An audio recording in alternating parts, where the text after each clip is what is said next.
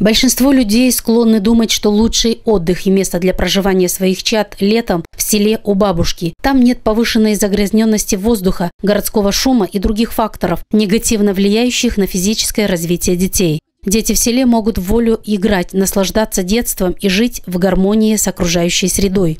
Gelin babuşka. Babuşkana gelirsin, babuna gelirsin. Ama babunda nasıl davranış yapma? Yardım edersin ona bırakacak. Aha.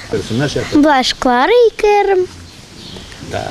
Palalar yardım edersin kamada. süpürüyorum. Adın senin? Лена. Okuyarsın mı çeşitli каникулларсın? Театр okuyarsın bir şey? Okuyorum. Детишки, живущие в селах, отличаются от городских своим цветущим внешним видом. У них более загорелые лица, румяные щечки. Проводя все свободное время на улице, сельские дети лучше закаляются. Ну и, конечно же, любовь бабушек, которые опекают своих внуков и воспитывают их, пока родители находятся на заработках.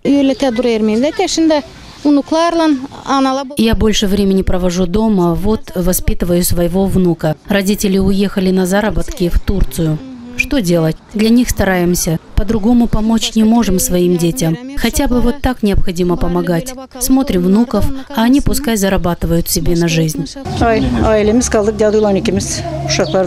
В семье остались мы с дедом вдвоем. Дети разъехались кто куда. Одна дочь живет в нашем селе с семьей. Вторая на заработках в Турции, а внуки гостят в другом селе Тамай у второй бабушки. Хотя многим городским родителям сельская местность представляется в мрачных тонах и кажется, что там дети растут в тяжелых бытовых условиях, однако свежий воздух, парное молоко, овощи и фрукты с бабушкиного огорода, сельские закоулочки – все это идеальная среда для того, чтобы дети росли здоровыми и счастливыми.